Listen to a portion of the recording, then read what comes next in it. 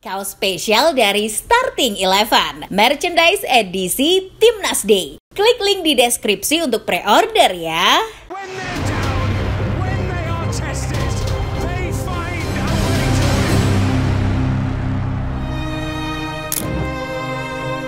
Mengutip kalimat yang sering keluar dari mulut Erick Thohir, teamwork. Ya, kerja sama tim adalah yang paling utama. Tak boleh ada satu sosok yang jadi malaikat atau merasa si paling berjasa di Timnas Indonesia. Maka dari itu, gerbong Belanda yang dibawa PSSI di tim kepelatihan adalah satu paket. Jadi, bukan cuma soal Kluivert semata. Penunjukan sosok yang kurang dikenal seperti Alex Pastoor dan Deni Lanzat sebagai asisten pelatih justru akan jadi kunci. Dua orang inilah yang nantinya akan jadi pemikir yang meramu racikan ciamik di balik layar. Lantas, sehebat apa sih dua orang ini? Sebelum mengetahuinya, kalian baiknya subscribe dan nyalakan lonceng notifikasinya dulu agar tak ketinggalan konten dan sajian menarik dari Starting Eleven Story. Penunjukan sosok bintang besar seperti Patrick Kluivert saja tak bisa menjamin performa Timnas Garuda jadi mentereng. Ia akan didampingi oleh dua asisten yang telah ditunjuk oleh PSSI, Alex Pastoor dan Deni Lanzat. Meski menurut penuturan Pak Erick, penunjukan tersebut bukan kehendak langsung dari Kluivert, namun sebelumnya sudah disetujui oleh sang pelatih. Dikutip dari The Telegraph, Kluivert menyebut sendiri sudah punya kedekatan khusus dengan Pastoor dan Lanzat. Pastoor disebut telah lama bersamanya saat kursus kepelatihan sepak bola profesional di Belanda. Ia merasa cocok dengan Pastoor karena punya rekam jejak hebat di beberapa klub. Sementara kalau soal Lanzat, Kluivert mengatakan bahwa ia adalah teman lamanya ketika di Ajax. FYI aja nih, kalau soal asisten pelatih, memang dari dulu Patrick Kluivert ini adalah tipe pelatih yang tak punya seorang asisten pelatih tetap. Kluivert bukan tipe seperti Antonio Conte yang selalu membawa kemana saja Christian Stellini sebagai asistennya, atau Jose Mourinho yang selalu membawa Rui Faria. Ketika melatih pertama kali di Young Twente, asisten Kluivert adalah Frans Tizen. Lalu di Timnas Curaçao, asistennya adalah Remco Vicentini. Sedangkan di Adana Demirspor, asistennya adalah Winston Bogarde. Balik lagi soal Pastoor dan Lanzat. Sejak keduanya resmi ditunjuk, banyak netizen tanah air yang langsung cari tahu siapa mereka sebenarnya.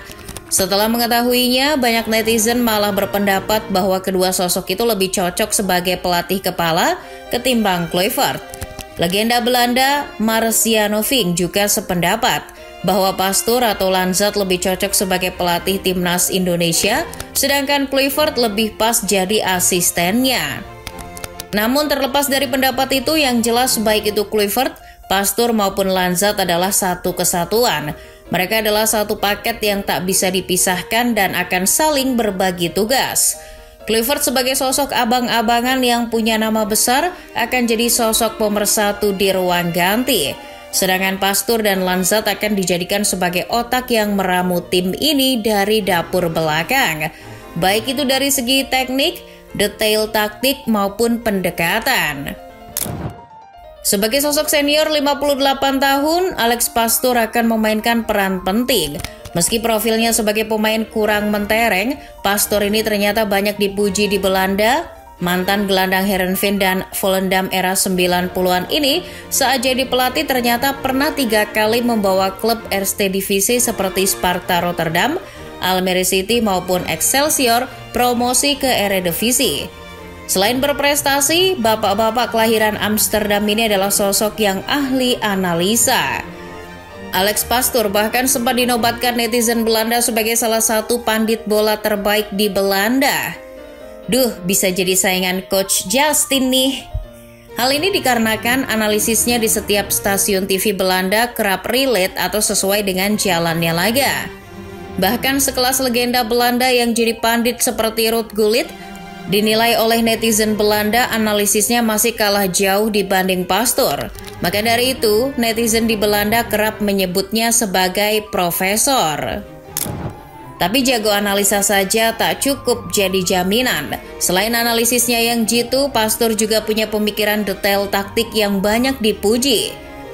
Brandon Lees dalam artikelnya di Total Football Analysis pernah membedah taktik Pastur ketika mengantarkan Almere City promosi ke Eredivisie tahun 2023. Ia menyebut bahwa saat itu Pastur banyak mengandalkan strategi counter pressing. Selain itu, Almere City menjadi tim paling sukses dan agresif dalam hal counter pressing. Sebanyak 687 pemulihan bola sukses dilakukan dengan teknik itu. Artinya, jika nanti diterapkan di Timnas Indonesia, siap-siap saja para pemain depan dan tengah kita harus punya tenaga ekstra untuk merebut bola secepat mungkin di area pertahanan lawan. Sementara dalam fase menyerang, tim yang dilatih Pastur dikenal sebagai tim yang berusaha memainkan bola ke area sayap.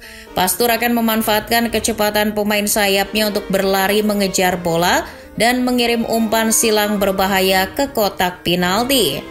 Di Timnas Indonesia nantinya Pastur pasti butuh pemain cepat di sisi sayap yang bisa menjalankan taktiknya ini. Selain itu, elemen lain yang menjadi ciri khas Pastur adalah sisi adaptifnya. Di Almere City, sisi adaptif ini terlihat dari fleksibilitas formasi yang bisa berubah sesuai situasi dan lawan yang akan dihadapi. Jadi, nantinya Pastur akan tahu Indonesia lebih cocok pakai formasi apa ketika menghadapi Australia, Bahrain, Cina, dan Jepang. Selain condong dengan formasi 4 back seperti Kluivert, Pastur ini juga tak alergi dengan taktik 3 back. Sebab di Almere City ia kerap gunakan taktik itu. Selain detail taktik, Pastur ini juga dikenal dekat dengan pemain muda.